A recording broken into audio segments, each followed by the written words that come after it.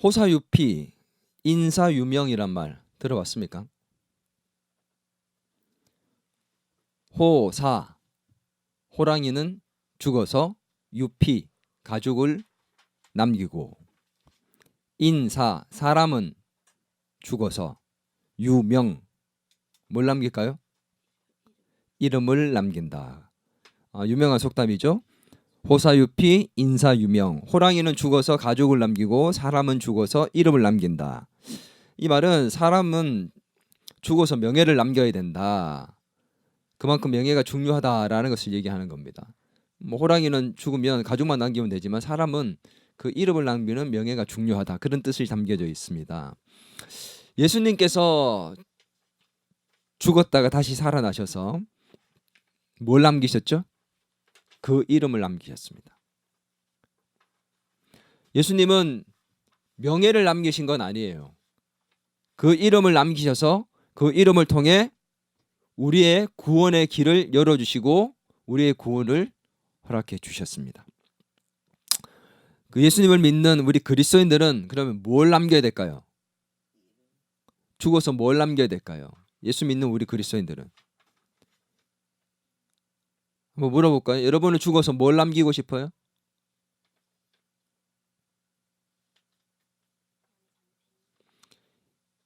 인사 유명 이름을 남기고 싶습니까? 내 이름 한자 석자를 위인전기에 남기고 싶은 그런 마음이 있습니까? 혹시? 우리 예수 그리스도를 믿는 사람들은 죽어서 내 이름을 남기는 것이 아니라 예수님의 이름을 남겨야 합니다. 아멘입니까? 예. 이 예수님의 이름을 남기기 위해서 우리는 이 땅을 사는 동안에 신앙의 열매를 맺어야 합니다. 여러분은 신앙의 열매를 맺고 있다고 생각합니까? 지금까지 살면서 신앙생활 하면서 신앙의 어떤 열매를 맺었습니까? 내가 맺은 신앙의 열매는 도대체 무엇인가? 그래서 내가 죽으면 과연 예수님의 이름이 남을 수 있을 것인가? 지금 죽는다 해도 내가 죽은 그 삶의 열매가 예수님의 이름을 남길 수 있을 것인가? 오늘 말씀 속에서 우리는 우리가 맺어야 할 신앙의 열매가 무엇인지, 그리고 그 열매를 맺기 위해서는 도대체 어떻게 살아가야 할지, 그것을 살펴볼 것입니다. 그래서 우리가 죽고 난 다음에는 진짜 우리의 삶을 통해 예수 그리스도가 남는 그런 인생 될 수 있기를 주의 이름으로 축원합니다. 오늘 본문에 나오는 예수님은 우리가 평상시 알고 있던 그 예수님의 모습과 사뭇 다른 모습입니다. 자칫하면 예수님에 대한 오해를 불러일으키기 쉬운 모습입니다.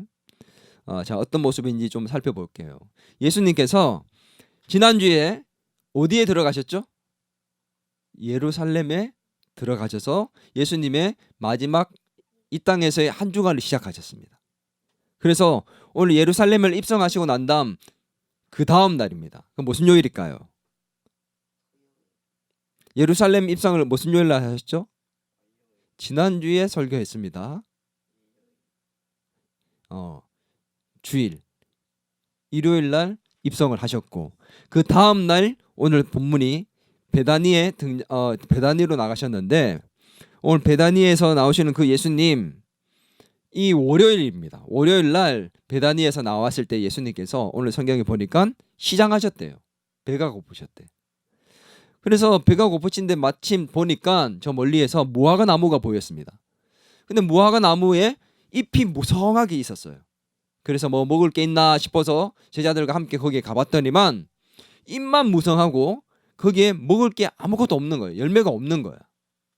그래서 예수님께서 뭐라고 얘기하시냐? 무화과 나무에게 이렇게 얘기하십니다.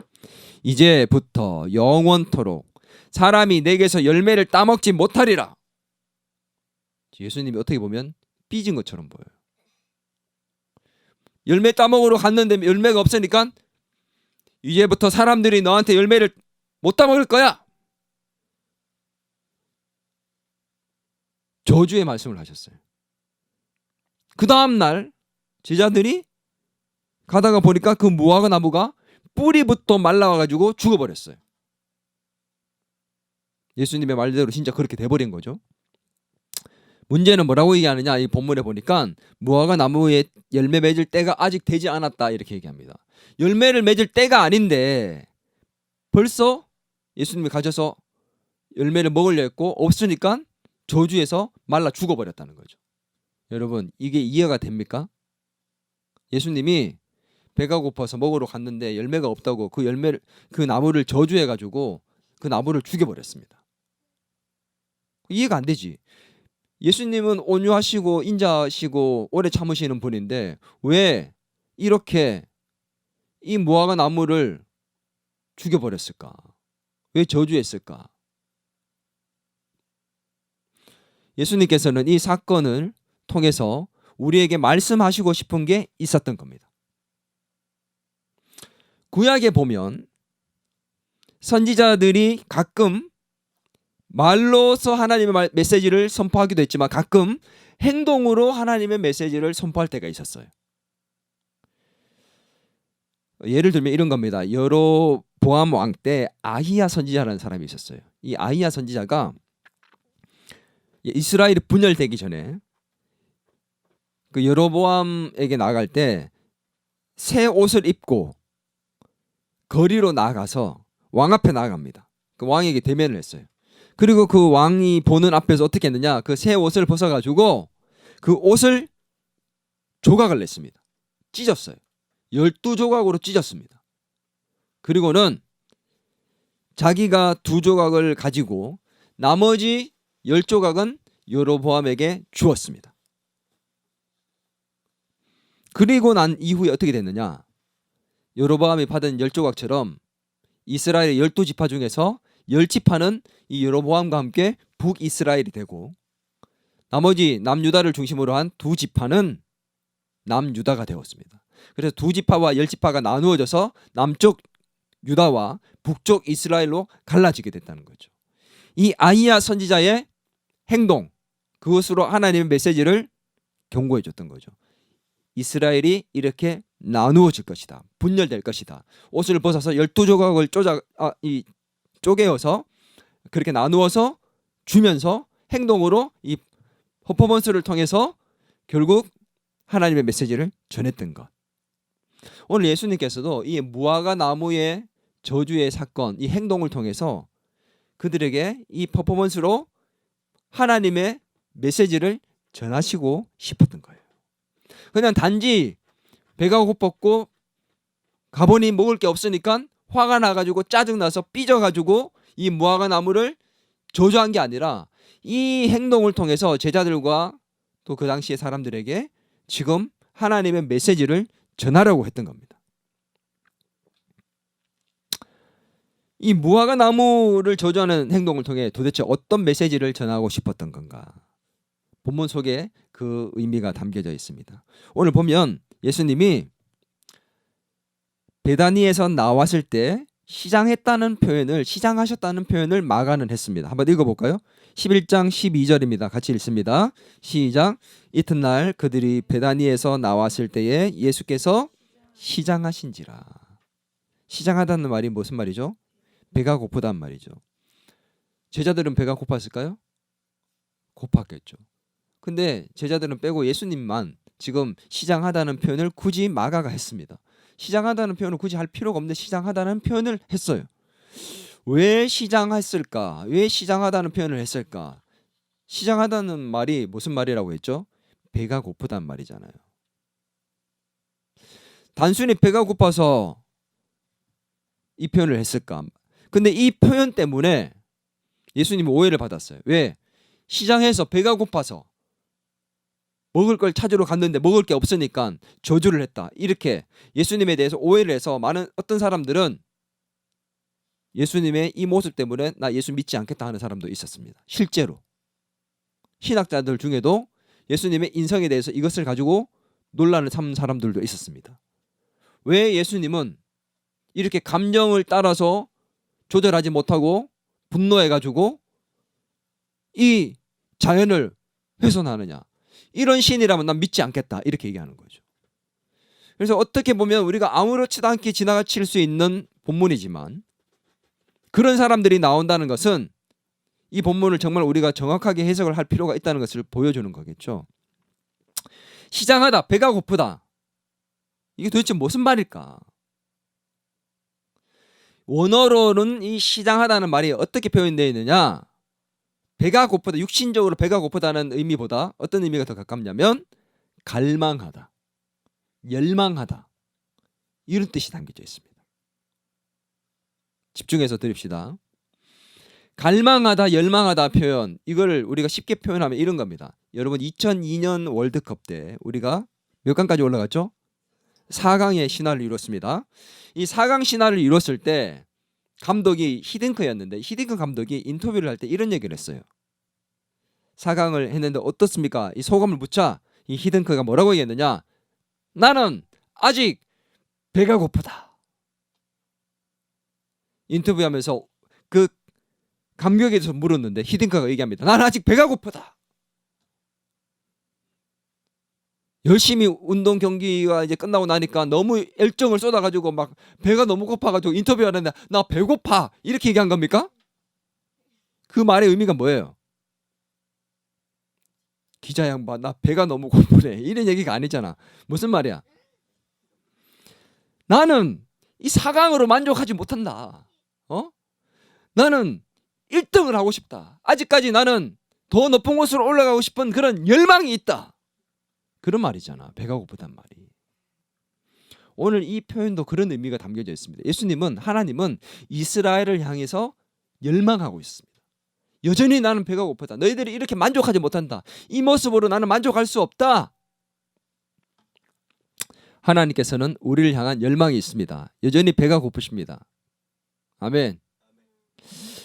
오늘 하나님께서 이스라엘을 향해서 열망을 가지셨고 그 열망을 채우지 못해서 오늘 본문은 어떤 내용일까요? 그러면 무화과를 저주하신 사건은 그 열망을 채우지 못한 이스라엘을 향해서 예수님께서 하나님의 메시지를 전하는 거죠. 그 경고의 메시지를 전하시는 것이 바로 오늘의 메시지입니다. 오늘 무화과의 때도 아닌데 이 무화과 나무 열매가 없다고 저주하신 이 사건, 잘못 이해하면 큰일 나기 때문에 우리가 잘 알아야 되는데 그것을 제대로 해석하기 위해서 뭐가 필요하냐면 이 이스라엘의 무화과 나무 열매가 맺히는 것에 대해서 우리는 좀 정확히 알아야 됩니다. 이스라엘에서 이 무화과 나무는 열매가 맺히는 것이 좀 특이합니다.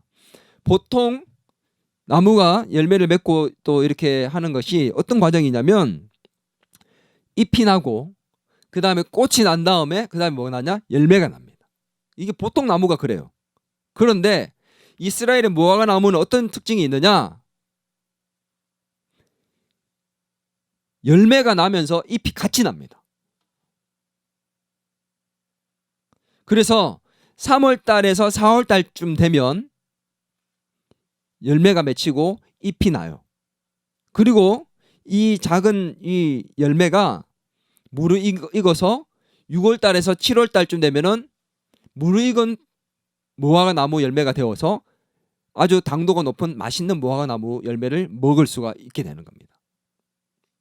지금 예수님이 예루살렘에 입성하셨을 때가 언제일까요? 6월절이 가까웠을 때. 그래서 3월쯤이 되었습니다. 이 무화과 나무 열매가 처음으로 맺혔을 때 그 열매를 뭐라고 얘기하느냐? 3월 달에서 4월 달에 맺히는 열매를 뭐라고 얘기하느냐? 이른 열매, 푸른 열매라고 얘기해요. 아주 작고 맛이 별로 없어요. 그런데 겨울철을 지난 이스라엘 백성들이 먹을 것이 없었을 때 이 푸른 열매가 3월, 4월 달에 맺히면 작아도 먹을 수 있기 때문에 사람들이 배고픔을 채우기 위해서 이 무화과 나무 이른 열매를 따서 먹었습니다. 그러니 자 생각해 봅시다. 잎이 무성하게 이렇게 맺혀져 있으면 어떻다는 얘기예요? 열매가 있다는 얘기, 없다는 얘기야. 이 푸른 열매, 이른 열매가 분명히 있어야 되는 게 정상입니다. 그래서 예수님께서도 열매가 멀리서 보니까 잎이 무성하니까 열매가 있겠거니 생각하고 가셨다는 거죠. 근데 가보니까 어떻게 해요? 거기 안에는 열매가 없었습니다. 비정상적인 무화과 나무였습니다. 그 비정상적이라고 예수님이 저주하셨냐? 그게 아니라는 거죠. 잎이 무성하면 겉으로 보기에 무성해서 야 저거 보니까 열매가 있겠구나 먹으러 가자 해서 딱 가보면 열매가 있어가지고 딱 먹을 수 있어야 되는데 그렇지 못했다는 것. 이것을 통해서 말씀하시고 싶은 게 있었다는 거죠. 무화과 나무는 성경에서 무엇을 의미하느냐? 이스라엘 백성들, 이스라엘을 의미합니다. 이 이스라엘이 잎이 무성했는데 열매가 없었다라는 것을 말하는 거죠. 겉으로 보기에는 종교 의식들을 행하고 종교 또 제도를 따라서 열심히 살아서 겉으로 보기에는 정말 멋지게 신앙생활 잘하는 것처럼 열매가 가득히 있을 것처럼 그렇게 멋있게 신앙생활하는 것처럼 보였는데 잎이 무성하게 보였는데 실제로 그 속을 들여다 보니까 열매가 아예 없는 거예요. 있어야 할 것처럼 보였는데 실제로는 보니까 없는 것. 그게 이스라엘의 영적 상태였습니다. 종교적 행동들만 가득했던 외식했던 이스라엘의 그 행동들, 신앙을 고발하고 그 신앙을 갖고 있는 외식적인 신앙으로 열매 없는 신앙을 갖고 입만 무성했던 이스라엘의 그 영적 상태를 고발하시면서 이것을 심판하시겠다는 메시지가 무화과 나무를 저주하신 사건이었습니다. 절기를 잘 지켰어요. 제사도 잘 지냈습니다. 유월절도 잘 지킵니다. 정해진 시간이 되면 기도도 합니다. 기도만 했습니까? 일주일에 2번, 3번씩 금식도 했습니다. 우리 우피디 지금 20일을 금식하고 있잖아. 금식도 했어요.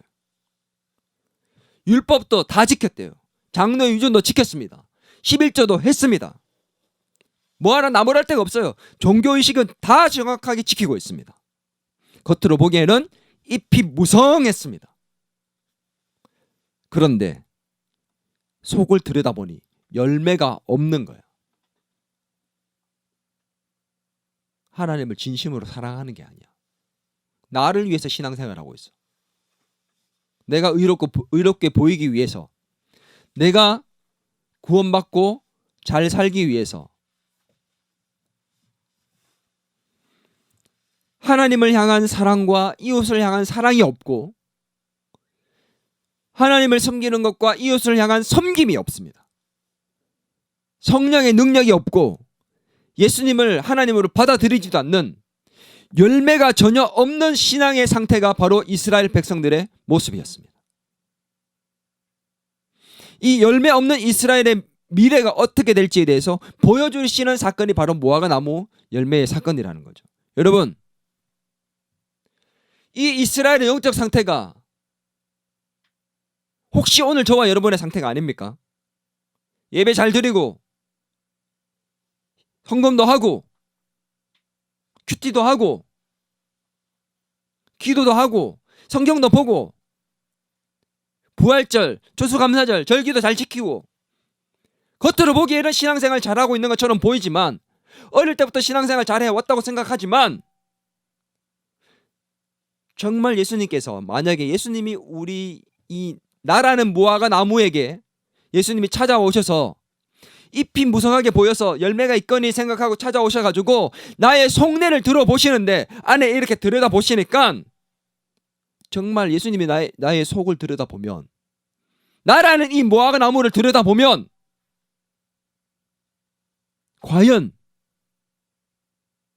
어떠실까라는 거예요.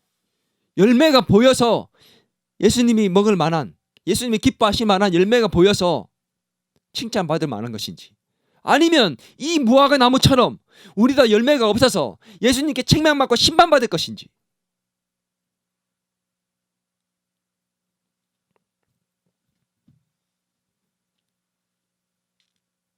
예수님이 뭐라고 얘기했습니까? 11장 14절 한번 보겠습니다. 이 무화과 나무에 그렇게 얘기하셨습니다. 같이 읽겠습니다. 시작. 예수께서 나무에게 말씀하여 이르시되 이제부터 영원토록 사람이 내게서 열매를 따먹지 못하리라 하시니 제자들이 이를 듣더라. 그리고 21절 그 다음 날입니다. 가다가 무화과 나무를 봤어요. 베드로가. 그리고 봤더니 말라 죽었습니다. 그렇게 얘기합니다. 21절 같이 있습니다. 베드로가 생각이 나서 여짜오되 랍비여 보소서 저주하신 무화과 나무가 말랐나이다. 예수님이 저주했고 말라서 죽어버렸습니다. 이게 뭐라고요? 이스라엘의 미래입니다. 이스라엘이 어떻게 된다는 거예요? 완전히 말라 뿌리부터, 성경에 보니까 20절에 보면 뿌리부터 말랐다고 해요. 완전히 무너뜨리겠다는 예수님의 경고입니다. 이스라엘을 무너뜨리시겠다는. 열매가 없으니까 하나님의 심판을 주신다는 거예요. 근데 이거 보세요. 오늘 예수님이 무화과 나무를 저주하셨다고 우리가 다 지금까지 얘기했는데 한번 물어볼게요. 예수님이 무화과 나무를 저주하신 게 맞습니까? 저주하신 게 맞아요. 근데 우리는 저주라고 생각합니다. 왜 그런지 알아요? 베드로가 저주하신 무화과 나무가 말랐다고 얘기를 했기 때문에 우리는 예수님이 저주했다고 다들 생각하고 있습니다. 이거 누구의 생각이에요? 베드로의 생각이에요. 자, 이게 진짜 저주인지 한번 볼까요? 오늘 14절에 보면 뭐라고 되어 있느냐? 14절에 예수께서 나무에게 말씀하여 이르시되 이렇게 되어 있습니다. 보입니까? 14절에 예수님께서 나무에게 말씀하여 이르시되 이렇게 참 부드럽게 되어 있죠. 그냥 일상적으로. 그런데 이 말씀하여 이르시되가 부드러운 번역이지만 헬라어로는 무슨 말이냐면 아포크리노마이라는 뜻입니다. 아포크리노마이가 어떤 뜻이냐? 헬라어가 법률적으로 판결한다는 의미입니다. 예수님께서 나무에게 법률적으로 판결하여 이르시되 이게 무슨 말이냐? 나무에게 심판하여 말씀하신다는 얘기입니다. 저주가 아니라 뭐라고요? 심판이라고요. 저주와 심판은 다른 거예요. 심판은 그 결과를 정확하게 얘기하는 겁니다. 망한다. 이스라엘이 망한다라는 심판을 지금 말씀하시는 겁니다. 그 심판은 무엇을 전제일까요? 성경에서 이스라엘을 향해서 항상 심판을 얘기할 때는 그 심판은 회복을 염두에 둔 것입니다. 오늘 이런 메시지를 이 행동, 어떤 행동? 무화과 나무를 예수님께서 찾아가셔서 잎만 무성하고 열매가 없으니까 그것을 바라보시면서 심판하셨던 이 행동을 통해서 앞으로 이스라엘이 어떻게 될 건지에 대해서 행동으로 하나님의 메시지를 전하셨던 겁니다. 오늘 이 예수님의 메시지는 우리에게 강력하게 주어집니다. 너는 열매 맺는 신앙을 갖고 있느냐? 제가 아까 전에 얘기했죠. 예수님이 나라는 이 무화과 나무에 찾아오셔서 하나님의 백성이라고 얘기했잖아. 무화과 나무는 하나님의 이스라엘 백성, 하나님의 백성들이었으면 나라는 사람을 찾아오셔서 내 속을 예수님이 이렇게 오셔서 채은이 속을 한번 들여다보자. 채린이 속을 한번 보자. 정말 이 신앙을 한번 제대로 한번 봐보자. 예수님이 이렇게 딱 봤을 때 잎만 무성하고 열매가 없는 게 아니냐는 거예요. 종교적인 의식들은 다 향하고 있는데 신앙이 정말 많아서 누가 볼 때 야, 쟤 목사님의 아들 딸들이고 신앙생활도 예배도 잘 드리고 기도도 매일 하는 거 보니까 야, 쟤는 뭔가 삶의 열매가 많을 것 같아. 당연히 그렇게 생각했는데 실제로 예수님이 와서 딱 들여다봤더니만 전혀 없는 그런 상태가 아니냐는 거예요. 우리의 심각한 경고를 줍니다. 그런 상태일 때 어떻게 된다고요? 예수님의 심판이 임한다. 무서운 말 아닙니까? 나 잘하고 있는 것처럼 무성하게 보였는데 심판의 대상이 될 수 있다. 하나님은 우리가 열매 맺는 신앙생활을 하기를 원합니다. 아멘. 그러면 이 열매를 맺는다는 게 도대체 어떤 열매를 얘기하는 걸까? 열매 맺는 신앙은 뭘까? 여러분 궁금하지 않습니까? 궁금해요? 궁금하면 더 하지 않겠습니다. 자, 열매 맺는 신앙생활에서 열매 맺는다는 게 뭐냐에 대해서는 크게 두 가지로 나눠집니다. 잘 들어야 돼요. 이 크게 두 가지가 있는데, 첫 번째는 우리 예수 믿는 그리스도인이면 모두가 맺어야 할 공통의 열매가 있고, 우리 개개인 그리스도인 개개인이 맺어야 할 개인적인 열매가 있습니다. 자, 먼저 우리 모두가 맺어야 할 공통의 열매가 뭐냐? 이 공통의 열매는 공통의 사명인데, 그게 뭐냐? 출애굽기 19장에 보면 나옵니다. 자, 19장 6절 우리 주보에 있습니다. 같이 한번 읽어보겠습니다. 19장 6절, 우리 공통의 열매 뭘 맺어야 되느냐? 너희가 내게 대하여 제사장 나라가 되며 거룩한 백성이 되리라. 너는 이 말을 이스라엘 자손에게 전할지니라. 뭐가 되라고요? 제사장의 나라, 거룩한 백성. 이게 공통의 사명입니다. 이 똑같은 말을 신약에서 베드로전서에서도 얘기하고 있습니다. 자, 베드로전서 2장 9절에서 10절 시작. 그러나 너희는 택하신 족속이요 왕같은 제사장들이요 거룩한 나라요 그의 소유된 백성이니. 자, 여기까지만 읽읍시다. 구약에서도 신약에서도 우리가 어떤 사람이 되라고요? 제사장, 그리고 거룩한 하나님의 나라 백성이 되라. 제사장이 되라는 말이 뭘까요? 제사장은 뭐 하는 사람이에요? 제사 지내는 사람이죠. 어떤 제사? 이스라엘 백성들이 죄를 짓고 난 다음에 하나님과의 관계가 끊어지면 그 관계를, 죄를 사해주고 관계를 회복시키기 위해서 양을 잡아서 번제로 제사를 드렸던 사람이 제사장입니다. 누구와 누구의 관계를 이어주는 사람이요? 하나님과 죄악으로 말미암아 끊어진 백성의 그 관계를 회복시켜주는 역할을 하는 사람. 오늘 그런 사람이 되어야 된다는 게 우리의 사명이라는 겁니다. 우리가 맺어야 할 공통의 열매라는 겁니다. 믿지 않는 예수님을 믿지 않는 사람들을 예수 그리스도께로 인도할 수 있는 사람, 그 사명의 열매를 맺을 수 있어야 우리는 공통의 열매를 맺히는 겁니다. 여러분, 나 때문에 예수 믿는 사람이 있습니까? 나로 말미암아 예수 믿게 된 사람이 있냐는 거죠. 그 열매가 있냐는 거죠. 잎은 무성한데 그 열매가 없어. 나 때문에 예수 믿는 사람이 없어. 나만 잘 먹고 잘 살고 예수 잘 믿다가 천국 가면 되는 거지. 제사장 나라가 되랍니다. 또 한 가지 뭐예요? 거룩한 백성, 거룩한 나라가 되라고 얘기합니다. 그게 무슨 말입니까? 거룩하다는 말이 무슨 말이냐? 성경에는 얘기했죠. 구별되다. 구별된 삶의 모습으로 빛과 소금이 되어서 어디에 있어요? 세상에서 빛과 소금이 되라 얘기합니다. 성경은 마태복음에 세상 속에서 구별된 삶을 통해, 남다른 삶을 통해 예수 믿는 사람들은 좀 달라야 된다는 거죠. 남들이 하기 싫어하는 것도 하고 남들이 다 하고 싶어하는 것도 하지 않고 절제할 줄 알며, 그렇게 빛처럼 소금처럼 세상 속에서 살아내서 하나님께 영광을 돌리는 삶을 살아내는 사람, 그것이 뭐라고요? 거룩한 하나님의 백성이 되는 겁니다. 그 열매가 있냐는 겁니다.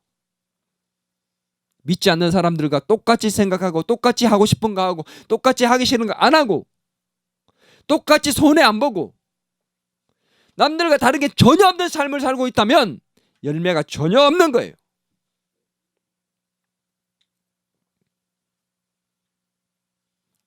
제사장의 나라가, 제사장이 되고 하나님의 거룩한 나라가 되라. 오늘 이것이 오늘 우리에게 주시는 공통의 사명이고 우리가 맺어야 할 공통의 열매입니다. 개인적으로는 어떤 열매를 맺어야 될까요? 하나님께서 우리에게 개개인에게 주신 사명이 있어요. 우리 각자에게 주신 사명. 어떤 사람은 교사로, 어떤 사람은 공무원으로, 어떤 사람은 사장으로, CEO로, 어떤 사람은 연예인으로, 어떤 사람은 디자이너로, 어떤 사람은 목회자와 선교사로, 각자가 그 위치에서 감당해야 될 사명을 주셨습니다. 그 자리를 왜 주셨느냐? 단지 돈벌이의 수단으로 준 게 아니라 하나님께서 열매 맺으라고 주신 사명의 자리라는 거죠. 우리가 내 삶을 대하는 태도가 소극적으로 돈벌이의 수단으로 생각한다면 열매가 맺히지 않습니다. 따라합니다. 내 삶의 자리에서 적극적인 자세로 삶을 대하겠습니다. 그것이 우리가 내 삶의 자리에서 각자가 맺어야 할 삶의 열매입니다. 아멘. 우리는 이러한 공통의 열매와 개개인이 맺어야 할 열매들을 맺는 삶을 살아야 돼요. 내 삶의 자리에서 빛과 소금이 되어서 남을 섬길 줄 알고 희생할 줄 알아야 됩니다. 여러분 가족을 섬길 줄 압니까? 가족도 희생의 나를 위한 희생의 대상으로 생각합니다. 내가 그를 위해서 섬기고 희생하는 게 아니라 가족도 나를 위해서 희생해줘야 될 존재라고만 생각한 가족을 그렇게 대하면 남들은 볼 것도 없는 거예요. 삶의 열매가 있냐는 거예요. 우리가 열매 맺는 삶을 살기 위해서 어떻게 해야 될까요? 오늘 본문은 우리에게 그것을 말씀해 주고 있습니다. 한번 따라하겠습니다. 첫 번째 따라합니다. 하나님을 의심하지 말고 믿어야 합니다. 마가복음 11장 22절에서 23절 같이 한번 읽겠습니다. 시작. 예수께서 그들에게 대답하여 이르시되 하나님을 믿으라. 내가 진실로 너에게 이르노니 누구든지 이 산더러 들리어 바다에 던져지라 하며 그 말하는 것이 이루어질 줄 믿고 마음에 의심하지 아니하면 그대로 되리라. 아멘. 한 번 더 따라합니다. 하나님을 의심하지 말고 믿어라. 우리가 열매 맺는 삶을 살기 위해서 오늘 이 말씀에서는 예수님이 뭐라고 얘기하셨냐? 하나님을 의심하지 말고 믿어라. 하나님의 능력을 믿어라 이렇게 얘기하셨습니다. 너 자신의 힘과 노력으로 열매를 맺으려고 하지 말고 인간적인 방법과 수단으로 열매를 맺으려고 하지 말고 하나님의 능력을 믿고 거기에 맡겨서 하나님의 능력으로 열매를 맺으라 라고 얘기합니다. 내 힘과 노력으로 열매를 맺을 수 있는 게 아니라는 거예요. 여러분 내 삶의 모든 문제를 알고 해결하실 수 있다는 그 믿음이 필요합니다. 나의 필요를 내 삶의 필요를 예수님이 아시고 하나님이 해결해 줄 수 있다는 그 능력을 믿는 믿음이 필요합니다. 아멘. 여러분이 하나님 믿습니까? 진짜 믿습니까? 내 삶의 열매를 맺게 해줄 수 있는 분이 하나님이라는 것을 믿습니까? 의심하지 말고 믿어라. 근데 우리는 자꾸 의심하면서 믿어요. 될까? 안 되겠지? 하나님 하실 수 있을까? 안 되겠지? 그러나 믿습니다. 이게 뭐예요 이게? 믿는 것도 아니야. 안 믿는 것도 아니야.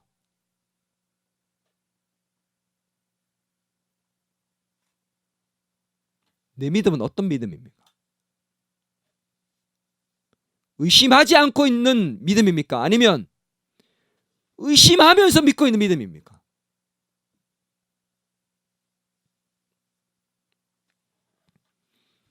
수많은 의심을 밑에다 깔아놓고 이번에도 안 되겠지? 이번엔 될까? 아니 의심이 아니라 더 나아가서 불신이야. 불신을 깔아놓고 기도하고 있어.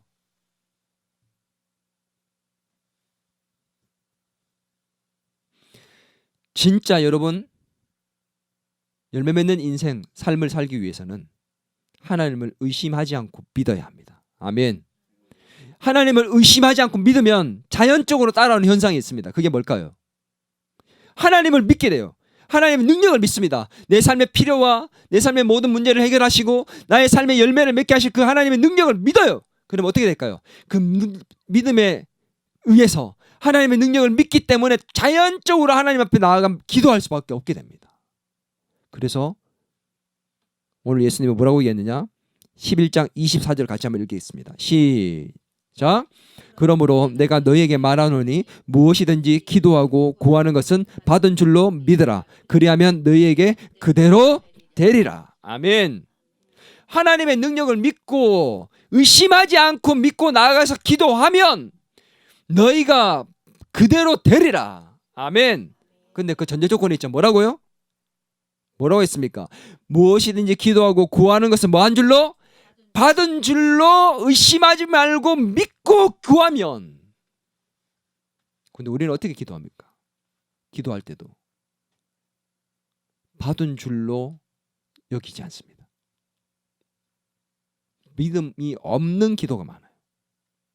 의심하며 하는 기도가 많습니다. 하나님을 믿을 때, 능력을 믿을 때도 의심하면서 믿고, 기도할 때도 의심하면서 기도합니다. 그래서 열매가 맺히겠습니까? 하나님의 능력이 나타나겠습니까? 안 될 것이다. 모두가 그렇게 얘기해도 내가 볼 때는 하나님의 능력 때문에 가능하다는 그 믿음으로 하나님께 나아가고, 하나님께 기도할 때 하나님이 이미 들어주셨다는 그 믿음으로 기도하고 있을 때, 확신, 믿음을 갖고 기도할 때 하나님께서 들어주신다고 말씀하시고 계십니다. 아멘. 오늘 우리에게 이 믿음의 기도가 필요합니다. 응답을 받은 줄로 믿고 기도하는 겁니다. 아멘. 들어주실까? 라고 생각하고 기도하는 게 아니라 이미 응답하셨다고 믿고 기도하는 것. 우리가 기도하는 것은 하나도 땅에 떨어지지 않습니다. 내 때에 이루어지지 않더라도 하나님은 내가 죽어서라도 이루시는 것이 하나님의 응답입니다. 아멘. 하나님의 능력을 의심하지 않고 믿고 나아가며 그 가운데 기도하는 사람들에게 일어나는 특징이 있습니다. 그게 뭔 줄 알아요? 하나님의 능력을 믿음으로, 의심하지 않고 믿음으로 나아가서 기도하는 사람들에게 나타나는 특징이 뭐냐? 용서하는 삶을 살게 됩니다. 그것이 오늘 11장 25절의 말씀입니다. 같이 읽겠습니다. 시작. 서서 기도할 때에 아무에게나 혐의가 있거든 용서하라. 그리하여 하늘에 계신 너희 아버지께서도 너희 허물을 사하여 주시리라 하시니라. 예수 믿는 사람들에게 있어서 반드시 있어야 할 덕목이 있습니다. 자기 스스로를 위해서는 뭐가 필요하냐? 겸손. 타인을 위해서는 뭐가 필요하냐? 용서. 예수님 우리가 겸손하라고 끊임없이 말씀하셨고, 예수님께서는 우리가 누군가를 끊임없이 용서하라고 말씀하셨습니다. 왜요? 예수님이 겸손하셨고 예수님이 우리를 용서하셨기 때문에. 우리가 하나님을 믿고 하나님 앞에 나가 기도하면 어떤 일이 일어나느냐? 저 한번 볼까요? 하나님께 기도하잖아요. 진짜 하나님을 믿고 있고 하나님께 의심하지 않고 기도하고 있잖아요. 그러면 기도하는 가운데 어떤 일이 일어나는 줄 압니까? 기도하다가 보면 내 자신이 보여요. 나의 연약하고 부족한 모습들이 보이면, 기도를 진짜 하는 사람들은 100% 공감할 겁니다. 내가 기도하다 보면 내 모습이 보여요. 다른 사람을 위해서 기도하다가도 내 모습이 보입니다. 어떤 모습이요? 부족한 나의 모습. 그리고 또 한 가지가 보입니다. 나의 죄를 용서하신 예수 그리스도의 모습. 십자가에 죽으신 예수님의 모습. 그래서 어떻게 된 줄 압니까? 다른 누군가를 용서하기 시작합니다. 하나님을 믿고 기도하는 사람에게는 자연적으로 일어나야 하는 현상이 바로 용서입니다. 이 용서가 일어나지 않으면 어떻게 한다고요? 성경에 보니까 오늘 뭐라고 했습니까? 그리하여야 하늘에 계신 너희 아버지께서도 너희의 허물을 사하여 주실 것이다. 죄가 우리 가운데 남아있고 사하여 주심을 받지 않으면 여러분이 기도하는 기도가 응답이 받겠습니까? 우리가 기도하는 이 기도의 통로가 용서하지 않아서 죄로 막혀버려요. 그러면 기도 응답이 일어날 수가 없겠죠. 그래서 오늘 믿음과 기도와 용서는 따로 뗄 수가 없는 겁니다. 함께 있는 것이 하나입니다. 우리가 열매 맺는 삶을 살기 위해서는 의심하지 않고 하나님을 믿고 거기에 자연적으로 따라오는 믿음의 기도를 하며 그거를 통해서 일어나는 용서가 일어날 수 있어야 됩니다. 그 가운데 있으면 자연적으로 우리는 열매 맺는 인생을 살 수밖에 없게 돼 있어요. 하나님의 능력을 믿고 있는데 열매가 안 맺히겠습니까? 그 능력을 믿고 기도하고 있는데 안 맺히겠습니까? 누군가는 용서하며 살고 있습니다. 빛과 소금이 안 되겠습니까? 우리가 그렇게 살지 않으니까 열매가 맺히지 않는 거예요.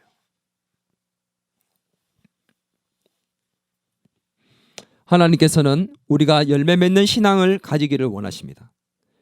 나라는 이 무화과 나무가 잎만 무성한 것이 아니라, 종교 생활만 열심히 하는 게 아니라, 겉으로 보기에 정말 잘하고 있는 것처럼 외식하는 그런 신앙이 아니라 정말 그 안에 열매가 가득 있어서 예수님이 다가오셔서 내 안을 들여다봤을 때 이야, 열매가 가득하구나.